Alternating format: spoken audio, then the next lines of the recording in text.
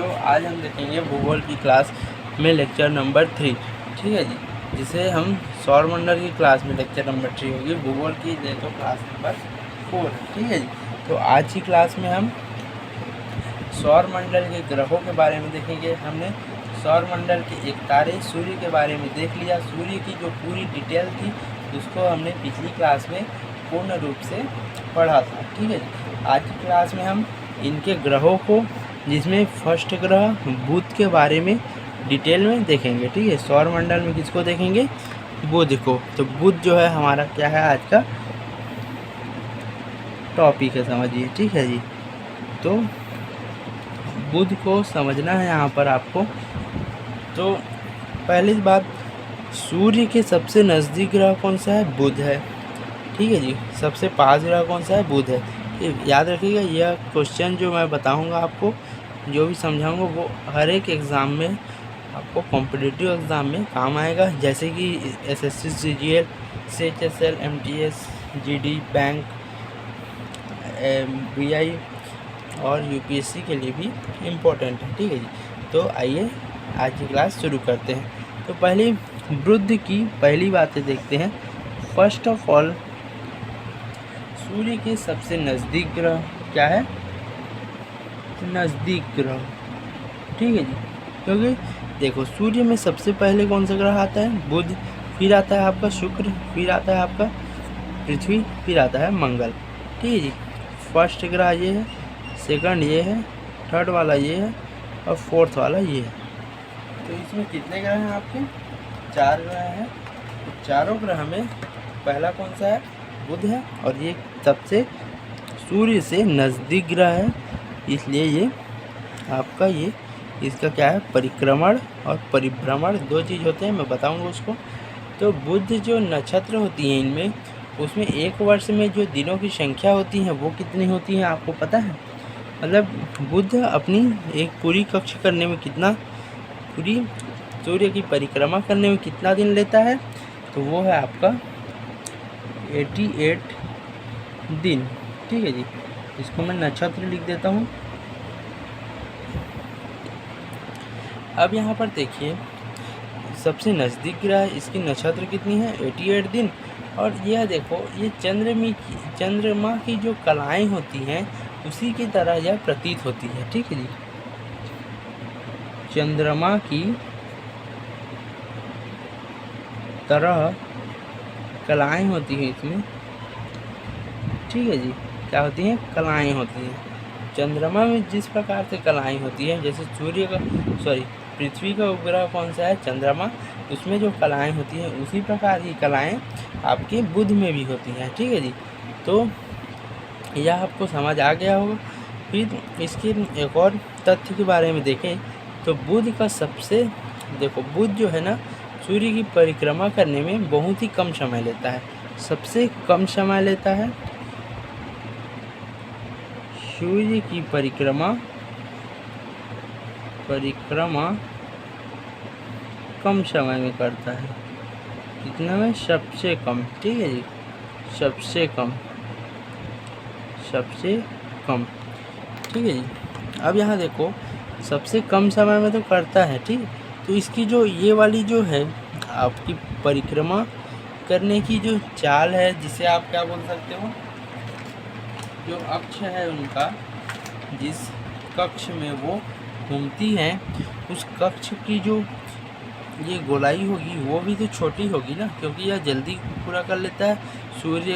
शुक्र की थोड़ी बड़ी होगी, फिर पृथ्वी की और बड़ी होगी, फिर मंगल की और बड़ी हो जाएगी। तो बुध की सबसे कक्ष चाल कितनी है? कक्ष चाल छोटी है। ठीक है जी, और ये देखो, ये सबसे तीव्र गति से क्या करती है? इसको पूरी करती है। तो तीव्र गति से पूरी करती है। अब एक बात और, जो आपका बुध है ना, वो बुध बड़ा चटपटा आदमी है। इसमें देखो, इसमें क्या क्या नहीं होती। तो पहली बात, इसकी उपग्रह नहीं होती। एक और बात जानिए, इसके साथ साथ शुक्र की भी उपग्रह नहीं है, इसका भी उपग्रह नहीं है। ठीक है जी, और इसके बाद देखें तो शुक्र के पास उपग्रह नहीं है, बुध के पास भी उपग्रह नहीं है, मतलब पहले के 2 ग्रहों के पास उपग्रह नहीं है। ठीक है जी। अब दोनों के पास उपग्रह तो नहीं है, लेकिन यह अपने अक्ष में जो घूमते हैं, अक्ष में जो घूमते हैं, इसको बोलते हैं घूर्णन गति, घूर्णन गति, जिसे हम लोग परिभ्रमण कहते हैं। ठीक है जी, परिभ्रमण। ठीक है, मान के चलिए यह एक क्या है, ग्रह है। अब ग्रह अक्सर आप देखोगे तो आपका जो शुक्र है और वरुण जो है वो पूर्व से पश्चिम घूमते हैं, लेकिन बाकी सब ग्रह जो हैं वो वेस्ट टू ईस्ट घूमते हैं, मतलब पश्चिम टू पूर्व घूमते हैं। ठीक है, तो जब ये घूमते हैं ना तो ये अपने अक्ष में घूमते हैं, तो इसको बोलते हैं घूर्णन गति। क्या बोलते हैं? घूर्णन गति। और इसे हम परिभ्रमण भी बोल देते हैं। ठीक है, परिभ्रमण। लेकिन परिक्रमण गति किसको बोलते हैं? जब ये पूरा कक्ष 1 साल होता है ना इसका, तब इसको क्या बोला जाता है? परिक्रमण,